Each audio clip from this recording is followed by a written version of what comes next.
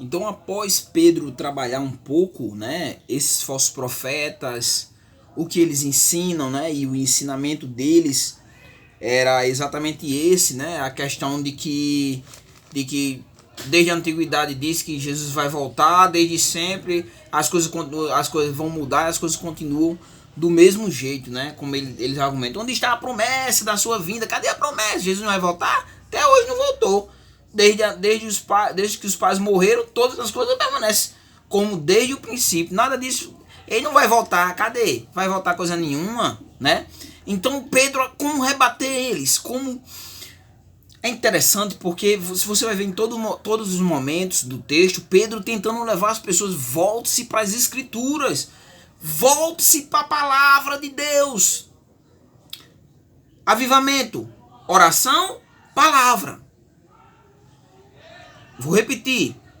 A igreja só vai ser avivada quando houver oração e palavra. As pessoas se voltarem para a palavra, porque é na palavra que nós nos encontramos diante do centro da vontade de Deus. Então, Pedro usa dois argumentos e uma afirmação, uma promessa futura, né? E Pedro começa, o primeiro argumento de Pedro vai ser mostrando que foi através da palavra que Deus criou o mundo. Então, o versículo 5 e a parte B diz que de longo tempo, houve céus bem como terra, né? Porque o argumento dele é desde o início, tudo foi feito, tudo continuou do mesmo jeito. Aí Pedro diz, realmente, desde o longo tempo, houve céus bem como terra. Agora, tem um detalhe.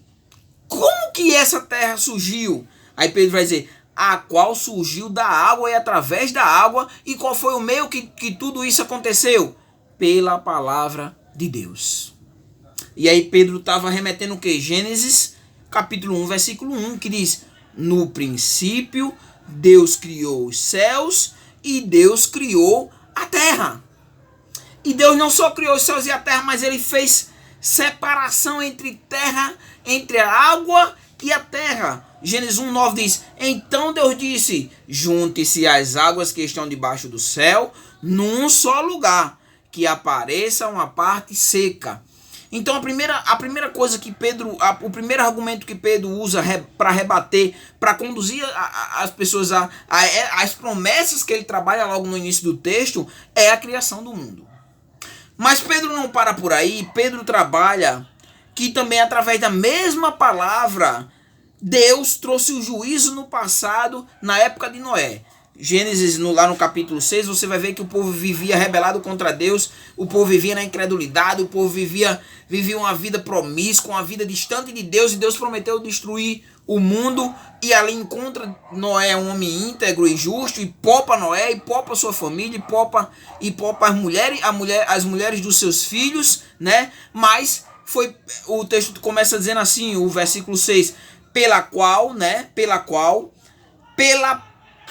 veio a perecer o mundo daquele tempo afogado em águas. Pela qual o quê? Pela palavra de Deus. Deus disse, vai cair água e todos vão perecer por causa das suas iniquidades. E o que aconteceu? Se cumpriu. Você vai ver lá em Gênesis, no capítulo 7, o versículo 11, que diz assim, romperam-se todas as fontes do grande abismo, e as comportas dos céus se abriram. Você vai ver isso também no capítulo 8, versículo 2. E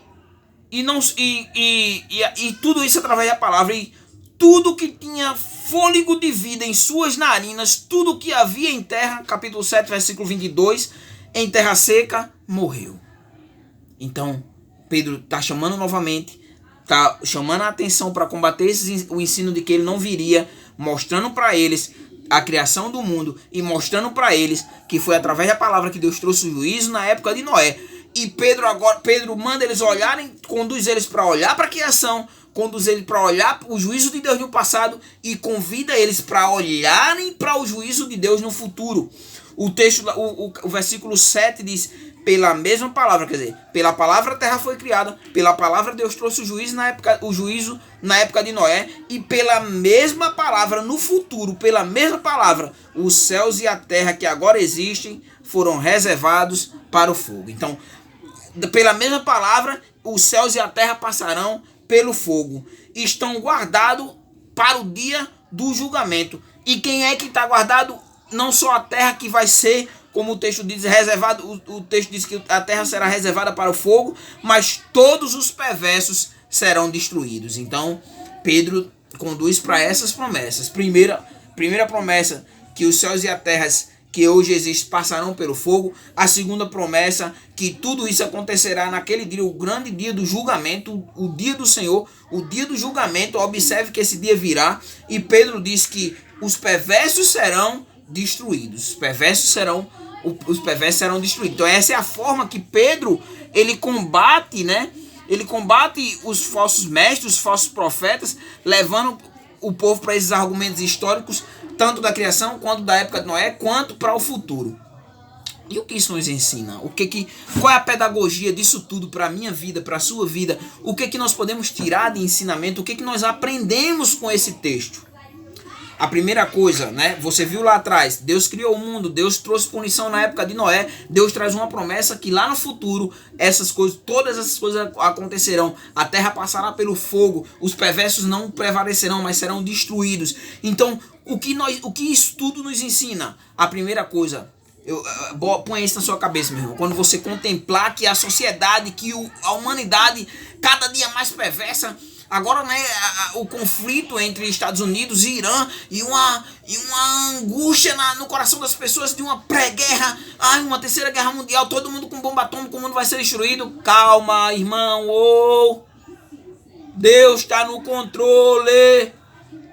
Deus está no controle de todas as coisas. Nada segue desencaixado da vontade de Deus. Deus é soberano e conduz o mundo de acordo com a sua vontade para um rumo que ele já decretou desde a eternidade. Louvado seja o nome do Senhor. Então o que nós olhamos nisso? Deus está no controle de tudo. Deus criou o mundo, foi Deus que criou o mundo. Deus sustenta o mundo. Todas as coisas subsistem por ele, e sem ele nada do que foi feito se fez. Deus governa o mundo, Deus governa a natureza, Deus guia o mundo para o seu objetivo, para o seu rumo, para o centro da sua vontade. E outra coisa que nós devemos entender é que Deus governa o mundo para um fim.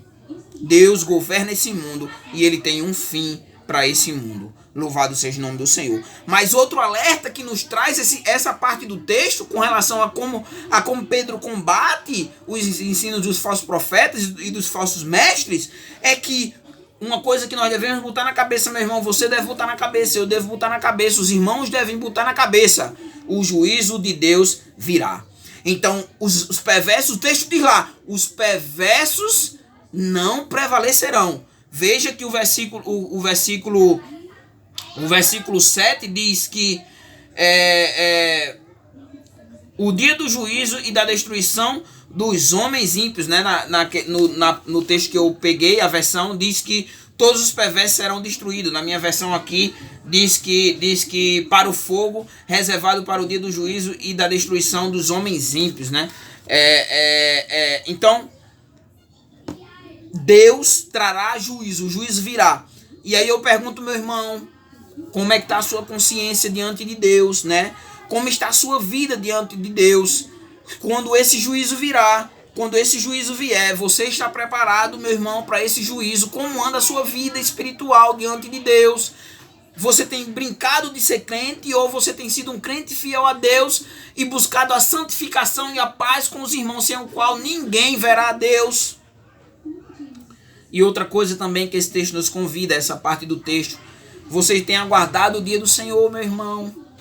Aguarde o dia do Senhor, não perca essa esperança, não faça como esses falsos profetas. Será que Jesus vem mesmo? Não deixe com que esses falsos mestres plantem no seu coração sementes da dúvida. Não tenha dúvida, volte-se para as Escrituras, creia nela, porque ela é a palavra de Deus. Então, Pedro trabalha, combate os falsos profetas usando esses argumentos. E aí tem um detalhe, né? Mas fica uma coisa vaga. Pedro mostra tudo isso e traz a promessa do futuro. Mas então surge a pergunta, então por que Jesus está demorando tanto para voltar? E aí é o que a gente vai trabalhar na sequência do texto. A próxima parte do texto, o versículo 8 ao versículo 10 é o porquê. Então por que Jesus está demorando tanto para voltar? E é o que a gente vai ver agora, o porquê que Jesus está demorando tanto para voltar.